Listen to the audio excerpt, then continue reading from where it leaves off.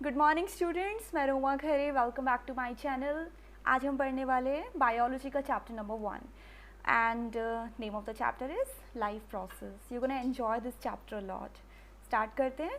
Okay, इस chapter में मैं आपके साथ शेयर करने वाले बहुत सारे लिंक्स डिस्क्रिप्शन बॉक्स में आपको मिलेंगे एनिमेशन से रिलेटेड, जिसमें आप देखेंगे लाइफ प्रोसेस के जितने भी हम ऑर्गेनल्स देखते हैं, सिस्टम्स देखते हैं, उनको डेप्थ में स्टडी करने के लिए आपको बहुत सारे लिंक्स मिलेंगे। आप उन्हें ज़रूर रेफ़र कीजिएगा। थियोरी वर्क और जितना भी इमेजेस से हम काम कर सकते हैं वो हम यहाँ करेंगे, ठीक है। ओके, तो स्टार्ट करते हैं कुछ डेफिनेशन से। फर्स्ट ऑफ ऑल हमें पता होना चाहिए कि न्यूट्रिशन होती क्या चीज़ है। न्यूट्रिशन यानी कि the process by which an organism takes food and utilises it is called nutrition. Nutrition के लिए आपको 2 वर्ड्स याद रखने हैं। न्यूट्रिशन का मतलब है आपने फूड खाया, फूड खाने के बाद आपने उसकी एनर्जी भी ऑब्टेन की। If you are just having your food, that is not a nutrition. Nutrition वो तब कहलाएगा if you are having your food and second you are obtaining energy through it. Energy gain नहीं की तो nutrition doesn't work, right. Second thing आती है need for nutrition. क्या चीज़ है? ओके, तो नीड फॉर न्यूट्रिशन का मतलब है कि हमें न्यूट्रिशन की ज़रूरत होती है क्या? ऑफ कोर्स हमें न्यूट्रिशन की ज़रूरत होती है, क्योंकि हमारी लाइफ में ना इतने सारे बड़े बड़े काम हमें करने हैं। कैसे बड़े बड़े काम? हर तरह का, लाइक जितना भी फिज़िकल वर्क हम कर रहे हैं, मेंटल वर्क कर रहे हैं, इवन अगर हम कुछ भी नहीं कर रहे हैं ना तो भी हमारी बॉडी के बहुत सारे फंक्शंस वर्क कर रहे हैं। लाइक हमारा ब्रेन काम कर रहा है, हमारा हार्ट काम कर रहा है, blood through out body circulate हो रहा है। तो ये सारे फंक्शंस हमारी बॉडी में जो अपने आप हो रहे हैं ना, इन सब के लिए भी हमें एनर्जी चाहिए, राइट। तो एनर्जी की रिक्वायरमेंट जो हमें होती है to perform various functions of our life, we need nutrition. यहीं पर हमें न्यूट्रिशन की ज़रूरत होती है। अब यहाँ पर एक नया वर्ड आ जाता है कि न्यूट्रिएंट्स क्या चीज़ होती है। न्यूट्रिएंट्स यानी कि वो मटेरियल्स, वो substances which provide nutrition to organism, जो एक ऑर्गेनिज्म को न्यूट्रिशन प्रोवाइड करते हैं। 2 तरह के होते हैं nutrients. Number 1 is micro and yes macro. Micro nutrients मतलब वो न्यूट्रिएंट्स जो हमें थोड़े से चाहिए, हमें जिनकी रिक्वायरमेंट हमारी बॉडी को लेस अमाउंट में होती है, जैसे कि यस विटामिन्स एंड मिनरल्स। लेकिन पहले बात करते हैं मैक्रो न्यूट्रिएंट्स के बारे में, जिसकी रिक्वायरमेंट हमारी बॉडी को बहुत ज़्यादा होती है। फॉर एग्जांपल हम कह सकते हैं कार्बोहाइड्रेट, फैट एंड प्रोटीन। ये तीनों मैक्रो न्यूट्रिएंट्स हैं। तो न्यूट्रिएंट्स की कैटेगरी आपको क्लियर, आई होप। यहाँ तक के सारे क्वेश्चंस आप अपने बिल्कुल क्लियर रखिए। मैं जल्दी से आपको बता देती हूँ इसमें से किस टाइप के क्वेश्चंस आ सकते हैं।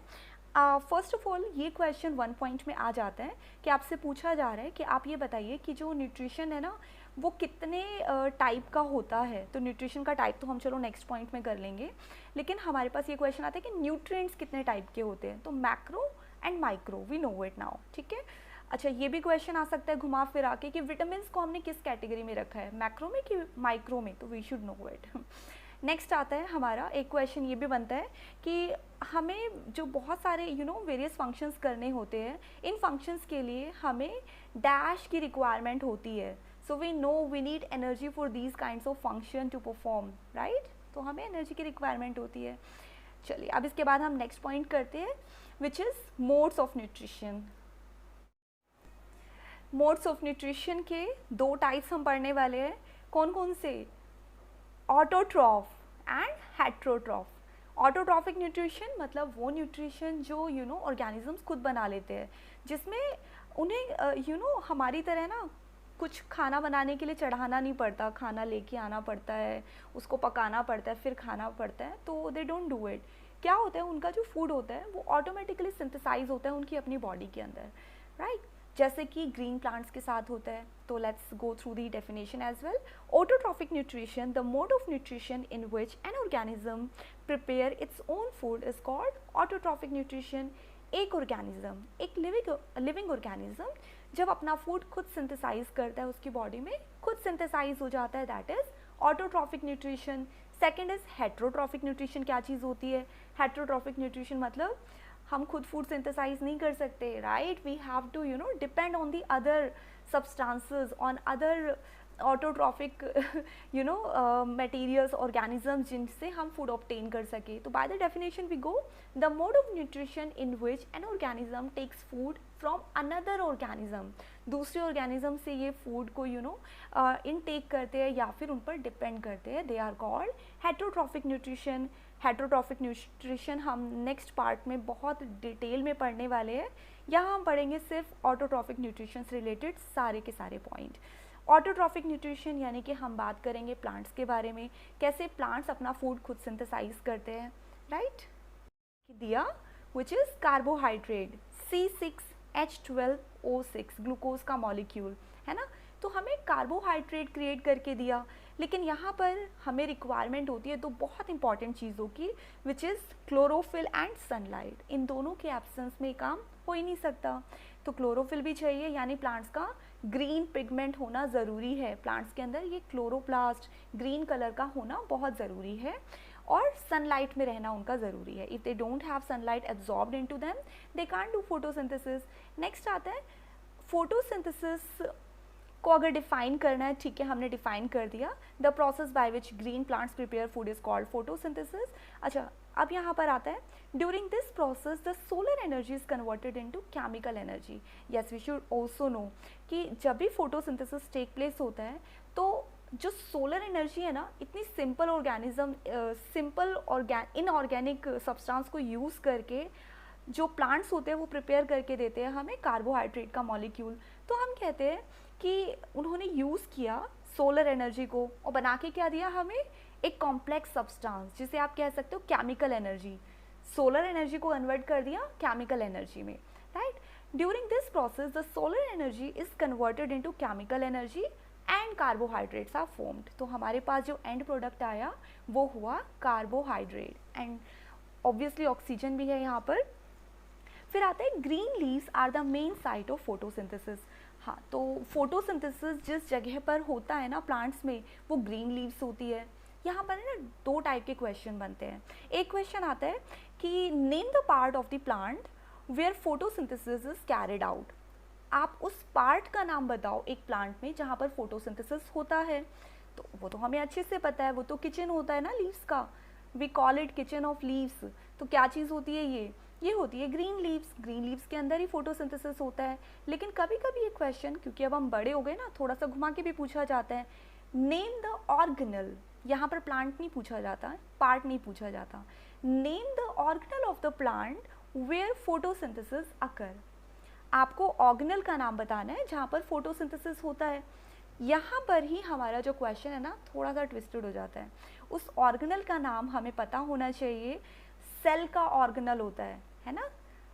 जो प्लांट्स होते हैं उसके तो ऑर्गन्स होते हैं, पार्ट्स होते हैं, लेकिन ऑर्गेनल जो होते हैं ना वो सेल के होते हैं. एक सेल के अंदर कौन से ऑर्गेनल के अंदर फोटोसिंथेसिस होता है, डू वी नो दैट? नहीं ध्यान है? अच्छा, हमने प्लास्टिड्स पढ़े क्लास 9 में, जो सिर्फ प्लांट्स के अंदर होता है एक ऑर्गेनल सेल के अंदर. राइट, प्लास्टिड्स हमने 3 टाइप्स के पढ़े हैं, जैसे कि क्लोरोप्लास्ट, क्रोमोप्लास्ट एंड ल्यूकोप्लास्ट. तो आपको ध्यान होगा क्लोरोप्लास्ट यानी कि वो ग्रीन कलर का पिगमेंट जो था ना उसका होना बहुत नेसेसरी है. तो ये वो ऑर्गेनल है जिसमें फोटोसिंथेसिस होता है, जिसके बिना फोटोसिंथेसिस हो ही नहीं सकता. ठीक है, ये पॉइंट क्लियर है. आगे हमने उसको थोड़ा एक्सप्लेन कर दिया है. The green portion of the plant contains a pigment chloroplast, chlorophyll, वही जो ग्रीन पिगमेंट है ना. The whole process of photosynthesis can be shown by the equation. So the equation is really going to be important throughout our life. हम बहुत छोटी classes से याद करते आ रहे हैं, ये इक्वेशन हमें याद करनी है. Let's go through what the equation is. Equation says 6 carbon dioxide, यानी कि कार्बन डाइऑक्साइड के 6 मॉलिक्यूल्स है ना, 6 मॉलिक्यूल्स, 6 CO2 प्लस 12 H2O और 12 पानी के मॉलिक्यूल्स जब ये कंबाइन होते हैं in the presence of sunlight and chlorophyll. अगर सनलाइट या क्लोरोफिल नहीं है तो फोटोसिंथेसिस होगा ही नहीं. तो सनलाइट और क्लोरोफिल की प्रेजेंस में ये हमें बना के देते हैं क्या चीज़, C6H12O6. और यही वो मॉलिक्यूल है ग्लूकोज का जो हमारी लाइफ में एनर्जी हमें दे रहा है. तो ये जो ग्लूकोज का मॉलिक्यूल बना C6H12O6, इसके साथ साथ हमें प्लांट्स ने ऑक्सीजन भी दिया। कितने मॉलिक्यूल दिए ऑक्सीजन के? 6 मॉलिक्यूल्स दिए, 6O2। और पानी के भी मॉलिक्यूल्स वापस कर दिए, 6H2O।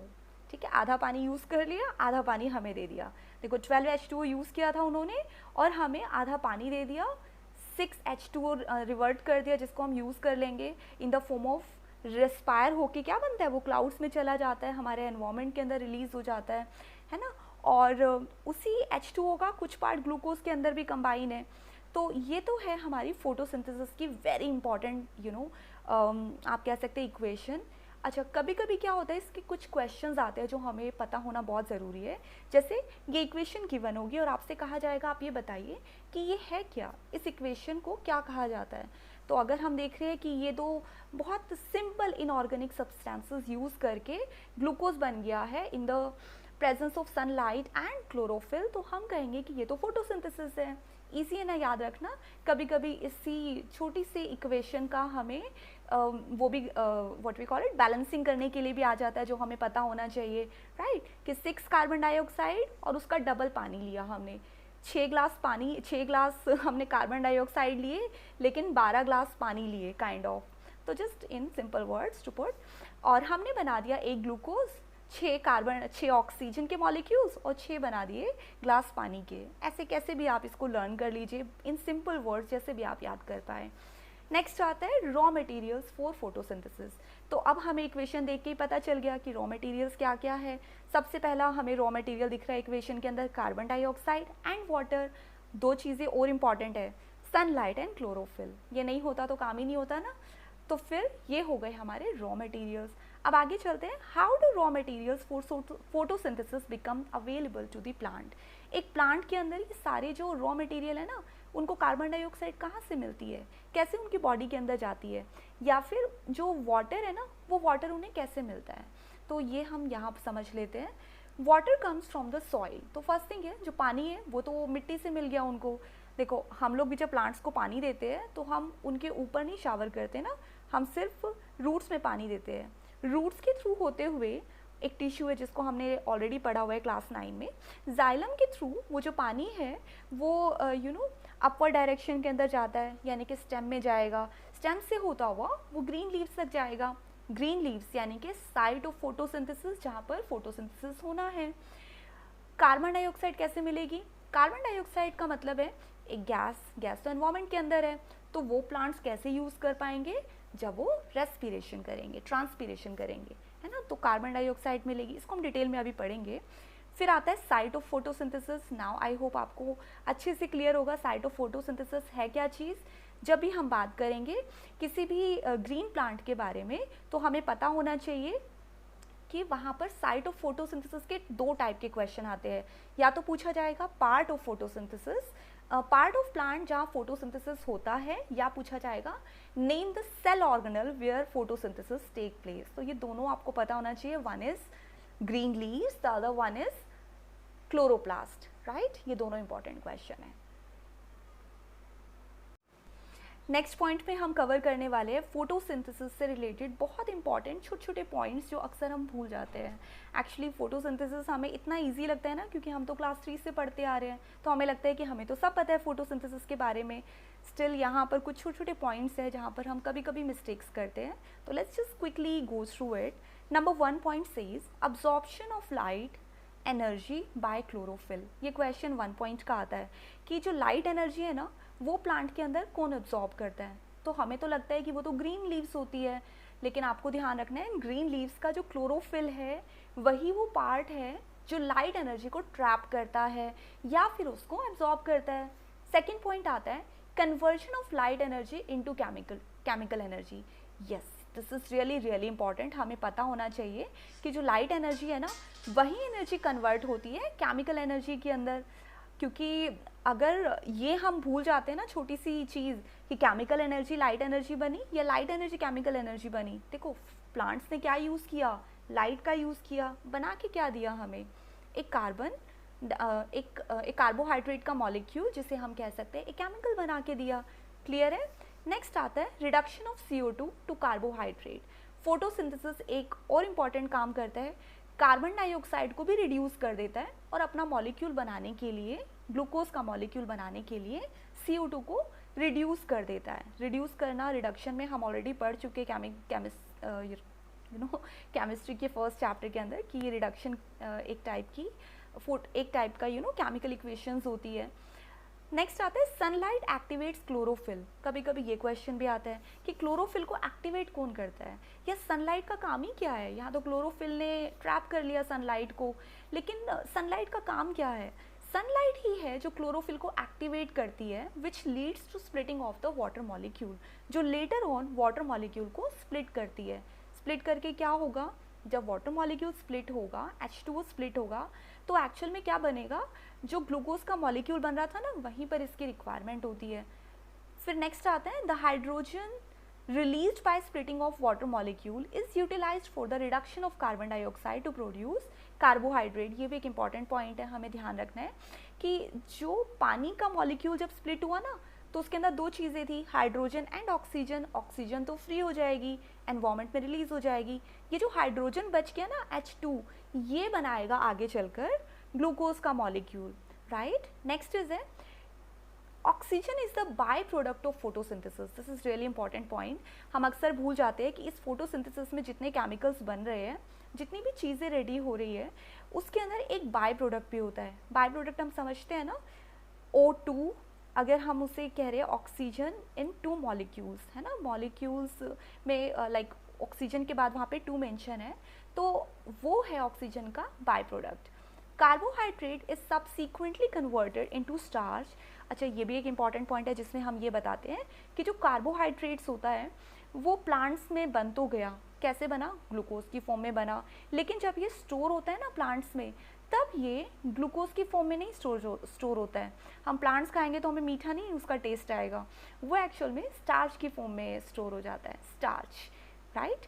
And is stored in leaves and other storage parts. और लीव्स में या दूसरे जो उसके स्टोरेज पार्ट्स होते हैं, बहुत सारे टिश्यूज़ होते हैं, हमने ऑलरेडी पढ़ा था कुछ ऐसी चीज़ों के बारे में, सेल में भी हमने पढ़ा था ना वैक्यूल्स के बारे में। तो उन सब चीज़ों के अंदर जो भी फूड बनेगा वो स्टार्च की फॉर्म में ही जो है स्टोर हो जाएगा। नेक्स्ट आता है the splitting of water molecule is a part of the light reaction. कभी कभी ये क्वेश्चन आ जाता है कि वाटर मॉलिक्यूल का स्प्लिट होना क्या है। ये एक तरह का लाइट रिएक्शन है, इसे हम हायर क्लासेस में बहुत डेप्थ में पढ़ने वाले हैं। तो फिलहाल आप ये याद रखिए कि लाइट रिएक्शन से वाटर मॉलिक्यूल स्प्लिट होता है, कार्बन डाइऑक्साइड के रिडक्शन होने से कार्बोहाइड्रेट बनता है, और हाइड्रोजन ही है जो आगे चलकर कार्बोहाइड्रेट का जो। So next is stomata. ये स्टोमेटा क्या चीज़ होती है, पढ़े कभी हमने स्टोमेटा, देखी है, थोड़ा थोड़ा ध्यान होगा मे बी, हमने छोटी क्लासेस में पढ़े थे स्टोमेटा। छोटे छोटे पोर्स होते हैं, the tiny pores on surface of a leaves. So by the definition let's go through. These are tiny pores present in the epidermis of leaf और stem through which gaseous exchange and transpiration occur. छोटी classes में definition हमने क्या पढ़ी थी, बिल्कुल like हल्की सी definition थी ना, जिसमें हमने इतना पढ़ा, tiny pores on the surface of a leaf is called stomata. अब हम बड़ी क्लास में हो गए तो थोड़ा सा हमें इसको और एक्सप्लेन करके लिखना चाहिए। जैसे हमने बताया, दीज आर टाइनी पोर्स, छोटे छोटे पोर्स है, छेद है ये, in the epidermis of leaf. Epidermis मतलब स्किन की अपर लेयर, यहाँ पर हम स्किन की बात करें तो लीफ की जो अपर लेयर है, एपिडर्मिस ऑफ लीफ और स्टेम, स्टेम में भी हो सकते हैं, through which gaseous exchange and transpiration occur, जिसकी वजह से गैसियस एक्सचेंज होगा। गैसियस एक्सचेंज मतलब वही गैसियस एक्सचेंज जिससे कार्बन डाइऑक्साइड प्लांट्स को इनटेक करने को मिलती है, and they also give us oxygen O2 and transpiration occur. अब देखते हैं स्टोमेटा का फंक्शन क्या है, exchange of gases O2 and CO2। तो हम कहते हैं कि पहला फंक्शन तो है ये गैस को एक्सचेंज करते हैं, क्या ले लेते हैं हमसे, कार्बन डाइऑक्साइड ले लेते हैं और हमें देते हैं ऑक्सीजन यानी O2। और भी कुछ करते हैं ये, यस, ये लार्ज अमाउंट ऑफ वाटर जो होते हैं ना उसको भी लूज़ करते हैं। कैसे, हमने देखा था ना 12 ग्लास पानी पिया था, 6 ग्लास पानी हमें वापस कर दिया था, आधा पानी यूज़ किया था by the equation, just like that. So इन्होंने क्या किया होता है, बहुत सारा जो पानी हम प्लांट्स को देते हैं, कुछ पानी वो यूज़ करते हैं, और large amount of water during transpiration जो फोटोसिंथेसिस में यूज़ हो गया वो यूज़ किया, बाकी जो बचा हुआ वाटर है ये अपने सरफेस से वापस एनवायरनमेंट में रिलीज़ कर देते हैं। Opening and closing of stomatal pores, ये भी हमें थोड़ा सा ध्यान देने वाले पॉइंट्स है जिसे हम थोड़ा डेप्थ में पढ़ लेते हैं। ये डायग्राम आप अच्छे से देख पा रहे हैं, स्टोमेटा की ओपनिंग एंड क्लोजिंग वाला पार्ट। तो ये कहते हैं the opening and closing of stomatal pores are controlled by turgidity of guard cells. तो हम बता रहे हैं कि ये जो स्टोमेटा ओपन होते हैं और क्लोज होते हैं, इसे कंट्रोल जो करते हैं ना, वो इसके ऊपर गार्ड बैठे होते हैं जिसे हम कहते हैं गार्ड सेल्स। गार्ड सेल्स होते हैं जो स्टोमेटा की ओपनिंग एंड क्लोजिंग को कंट्रोल करते हैं। यहाँ पर आपका 1 पॉइंट का क्वेश्चन अक्सर आता है कि फिलअप की फॉर्म में आ जाएगा, let's say opening and closing of stomatal pores are controlled by dash.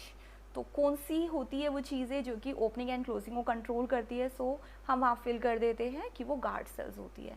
ये आपको लिखने की रिक्वायरमेंट नहीं है by the turgidity of guard cells, simply आप मेंशन कर सकते हैं this is controlled by the guard sales.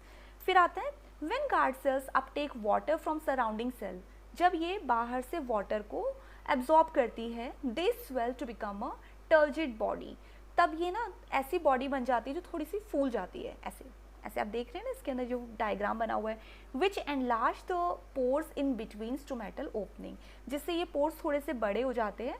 आप इसमें देख पा रहे हैं जो ब्लू ब्लू कलर का पार्ट है ये थोड़ा सा स्वोलन है, और इसकी वजह से जो गार्ड सेल्स होती है वो अलाउ करती है स्टोमेटा को ओपन करना। While when water is released, और लेकिन कुछ टाइम के बाद जब वाटर रिलीज करते हैं, लाइक उनका फोटोसिंथेसिस हो चुका है and they have to release the water now, they become flaccid shrinking, अब वो श्रिंक हो जाएंगी ऐसे, ठीक है, बंद हो जाएंगी, टू क्लोज द पोर, और उनका जो पोर्स होंगे, जो गार्ड सेल्स होंगी, वो स्टोमेटा को क्लोज कर देंगी। So you can see the diagram, stomata की ओपनिंग एंड स्टोमेटा की closing. So this is really important part of it. Stomata से रिलेटेड आपके कुछ एक्सपेरिमेंट्स भी आते हैं करने के लिए, और छोटे छोटे क्वेश्चंस इसमें से आ जाते हैं, ठीक है। नेक्स्ट टॉपिक हम कवर करने वाले हैं type of heterotrophic nutrition. So as of now we are well aware about the autotrophic nutrition क्या चीज़ होती है, हमें ऑटोट्रॉफ्स के बारे में पता है, हमें ऑटोट्रॉफिक न्यूट्रिशन जिस प्रोसेस के थ्रू होता है वो भी पता है, हमें उसमें कौन कौन से सब्सटेंसेस, कौन कौन से पार्ट्स टेक प्लेस करते हैं वो भी पता है। तो अब देखते हैं कि हेट्रोट्रॉफिक न्यूट्रिशन क्या चीज़ होती है। Okay, so here it is, the mode of nutrition in which an organism takes food from another organism, जिसमें एक ऐसा न्यूट्रिशन मोड है, एक ऑर्गेनिज्म दूसरे ऑर्गेनिज्म से फूड को ऑब्टेन करता है, is called heterotrophic nutrition. Organisms other than green plants and blue green algae, ये दो तो ऐसे लिविंग ऑर्गेनिजम्स हैं जो अपना फूड खुद सिंथेसाइज कर सकते हैं। कौन कौन से, जितने भी ग्रीन कलर के प्लांट्स हैं और ब्लू ग्रीन एल्गी है, वो तो अपना फूड खुद सिंथेसाइज कर लेती है। But what about the heterotrophic other living organisms, वो सारे के सारे हेट्रोट्रॉफिक मोड ऑफ न्यूट्रिशन में आते हैं। बाकी सारे उन्हीं के ऊपर डिपेंड करते हैं फूड को इनटेक करने के लिए। Heterotrophic nutrition can be further divided into 3 types. तो ये 3 टाइप का होता है, सेप्रोफाइटिक, होलोजोइक एंड पैरासाइटिक। अब इसको डिटेल में समझने की ज़रूरत है क्योंकि यहीं पर हमारी छोटी छोटी कन्फ्यूजन आती है। सबसे पहले यहाँ पर गिवन है सेप्रोफाइटिक न्यूट्रिशन के बारे में। In saprophytic nutrition the organism secretes the digestive juices on the food. Saprophytic nutrition एक ऐसा न्यूट्रिशन होता है जो एक्चुअल में बॉडी के अंदर नहीं होता है, ये शुरू होता ही डाइजेस्टिव जूसेस से है। यानी कि सबसे पहले क्या होगा, जो ऑर्गेनिज्म होगा उसे जो फूड डाइजेस्ट करना है वो उसके ऊपर है ना डाइजेस्टिव जूसेस सेक्रीट कर देगा। The food is digested while it is still to be ingested, यानी फूड अभी इंजेस्ट ही नहीं हुआ, अंदर गया ही नहीं है, पहले इसके ऊपर डाइजेस्टिव जूसेस डाल दिए जाएंगे और उसके बाद में इसको इनटेक किया जाएगा। The digested food is then ingested by the organism. इसके बाद जाके जो फूड है वो इंजेस्ट किया जाएगा। ये न्यूट्रिशन का जो मोड है ये हाउस फ्लाइज करती है। आप इससे रिलेटेड एक लिंक मैंने पेस्ट किया डिस्क्रिप्शन बॉक्स में, आप उसे चेक करिए, उस पर देखिए कितना अच्छा एक वीडियो है। आप देखेंगे कि हाउस फ्लाई फूड इनटेक करने के लिए क्या करती है कि जब वो फूड के ऊपर बैठती है ना, सबसे पहले वो उसके ऊपर कुछ डाइजेस्टिव जूसेस डाल देती है। थोड़ी देर के बाद जब वो थोड़ा सा सॉल्युबल हो जाता है तब उसको इनटेक करती है। तो ऐसा न्यूट्रिशन हमारे लिए नहीं होता है, ठीक है, हमारा नहीं है ये सैप्रोफाइटिक न्यूट्रिशन मोड है, ध्यान रहेगा।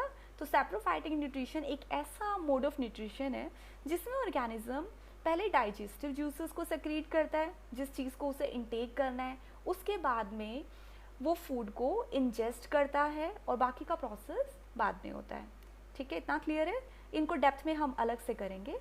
सेकेंड थिंग आती है होलोजोइक न्यूट्रिशन में फिर क्या होता है। होलोजोइक न्यूट्रिशन यानी कि अब ये तो हमारी बॉडी वाला होता है, ह्यूमंस के साथ होता है। कैसे? हमने फूड को इनटेक किया, हमने उसके छोटे छोटे पार्टिकल्स किए, बहुत छोटे छोटे पार्टिकल्स, टंग से लेकर टीथ से लेकर सब ने उसको हेल्प किया छोटे छोटे पार्ट्स में ब्रेक डाउन करने में। फिर वो आगे इनर बॉडी पार्ट्स में गया, फूड पाइप में जाता है, फिर लेटर ऑन हमारा स्टमक उसको बहुत हद तक डाइजेस्ट कर लेता है। तो इस प्रोसेस के अंदर क्या होता है, in holozoic nutrition the digestion happens inside the body of the organism. तो जितना भी डाइजेशन हुआ वो ऑर्गेनिज्म की बॉडी के अंदर हुआ, right. Most of the animals follow this mode of nutrition. ज़्यादातर जितने भी जितने भी एनिमल्स हम देखते हैं, लाइक एलिफेंट है, मंकीज़ है, लाइक सभी तरह के, and even including human beings, हम सब इसी न्यूट्रिशन मोड को फॉलो करते हैं, which is called holozoic mode of nutrition. अच्छा, थर्ड टाइप यहाँ पर आता है पैरासाइटिक न्यूट्रिशन। पैरासाइटिक न्यूट्रिशन थोड़ा डिफरेंट है, तो एक बार मैं सैप्रोफाइटिक और होलोजोइक को थोड़ा सा क्लियर कर देती हूँ आपके लिए। सैप्रोफाइटिक न्यूट्रिशन में हमने तो ये पढ़ा है कि मोड ऑफ न्यूट्रिशन ऐसा है जिसमें कि पहले डाइजेस्टिव जूसेस डाले, उसके बाद में फूड को इनटेक किया। लेकिन होलोजोइक न्यूट्रिशन में क्या किया गया, पहले फूड को इनटेक किया गया, फिर उसको ब्रेक डाउन किया गया, डाइजेस्टिव जूसेस सब चीज़ें स्टमक के अंदर उससे मिल गई और आगे जाके फूड डाइजेस्ट हो गया। इतना क्लियर है दोनों के बारे में। नेक्स्ट हम स्टडी करते हैं parasitic nutrition. Yes, parasitic nutrition detail में तो हम थोड़ा सा आगे करेंगे, but here we have to understand parasitic nutrition, the organism which lives inside or outside another organism and derives nutrition from it is known as parasitic, and this type of mode of nutrition is called parasitic nutrition। बहुत typical लग रहा होगा ना, इतनी typical नहीं है ये। Parasitic nutrition है ना, कुछ इस टाइप का न्यूट्रिशन है जिसमें एक ऑर्गेनिज्म दूसरे ऑर्गेनिज्म के ऊपर डिपेंड तो करता है, तभी तो ये हेटेरोट्रॉफिक है। लेकिन वो क्या करता है, वो या तो उसकी बॉडी के अंदर रहता है या फिर उसके आसपास सराउंड हो जाता है और उसके अंदर जितना भी न्यूट्रिशन होता है उससे गेन करता है। जैसे कि इसमें क्या होगा, पैरासाइटिक न्यूट्रिशन में ये अपने होस्ट को, जिसके ऊपर भी ये डिपेंड करता है ना, ये उसको किल नहीं करेगा, ये सिर्फ उससे न्यूट्रिशन को गेन करेगा, न्यूट्रिशन गेन करता रहेगा। The organism which lives inside और आउटसाइड अनदर ऑर्गेनिज्म, ये दूसरे ऑर्गेनिज्म के अंदर रहेंगे या फिर उसके ऊपर रहेंगे, उसके आसपास रहेंगे। ऐसे कुछ प्लांट्स हो सकते हैं जो ग्रीन कलर के नहीं है, जैसे कि हम कस्क्यूटा प्लांट के बारे में बात करते हैं। मैंने आपको डिस्क्रिप्शन में इसका भी लिंक दिया है, इस वीडियो को ज़रूर देखिएगा, you will find it amazing. Cuscuta एक ऐसा प्लांट होता है जिसे हम एक पैरासाइटिक न्यूट्रिशन के अंडर में रखते हैं। ये ग्रीन कलर का नहीं होता ऑब्वियसली। तो ये क्या करता है, ये अमर बेल के चारों तरफ ऐसे ऐसे रैप हो जाएगा और जितने न्यूट्रिशन अमर बेल ने अपने लिए बनाए, सब पैदा किए, वो अमर बेल से एक्सट्रैक्ट कर लेगा। इसलिए हमने इसे पैरासाइटिक न्यूट्रिशन में रखा है। इसके अलावा ह्यूमन बॉडी पर भी कुछ चीज़ें सर्वाइव करती है, जैसे कि आप कह सकते हो मस्कीटोज़ हो गए, ये भी अपने होस्ट को किल नहीं करेंगे। Do they kill us by spreading a disease, that is the latter part. लेकिन पहली बात है, मस्कीटोज़ का मेन जो फंक्शन है वो किल करना नहीं होता है। मस्कीटोज़ क्या करेंगे, हमारी बॉडी से न्यूट्रिशन एक्सट्रैक्ट करेंगे बाय द ब्लड, या फिर जुएँ हो जाती है, खटमल हो जाते हैं तो ये भी क्या करते हैं, बॉडी पर बिना हमें किल किए रहते हैं और सारे न्यूट्रिशन बाय द ब्लड हमारे अपनी बॉडी के अंदर गेन कर लेते हैं। तो ऐसे न्यूट्रिशन कहलाते हैं पैरासाइटिक न्यूट्रिशन। आई होप आपको ये तीनों पॉइंट्स अच्छे से क्लियर है। सबसे पहले होलोजोइक अगर हम रखते हैं तो होलोजोइक लाइक हम लोग, होलोजोइक में हम लोग क्या करते हैं, पहले फूड को इंटेक करते हैं, उसको च्यू करते हैं, छोटे छोटे पार्ट्स में डिवाइड करते हैं, डाइजेस्ट करते हैं, और उसके बाद में जाके उस फूड को यूटिलाइज कर लेते हैं ब्लड में। सैप्रोफाइटिक ऐसा नहीं करते, वो डाइजेस्टिव जूसेस पहले सेक्रीट करेंगे, उसके बाद जब वो सॉल्यूबल हो जाएगा फिर उसको इंटेक करेंगे। लेकिन पैरासाइटिक तो बिल्कुल अलग है, ये ना तो होलोजोइक की तरह है ना सैप्रोफाइटिक की तरह है, क्योंकि इनका काम है अपने होस्ट को किल ही नहीं करना, वो अपना न्यूट्रिशन बनाएंगे और ये उससे न्यूट्रिशन ऑब्टेन कर लेंगे। ये तीनों के तीनों आप अच्छे से याद कर लीजिए, इसके सारे पॉइंट्स विद एग्जांपल्स आप लर्न कर लीजिए, क्योंकि this is really going to be in detail. अब हम होलोजोइक न्यूट्रिशन के बारे में डिटेल में स्टडी करेंगे।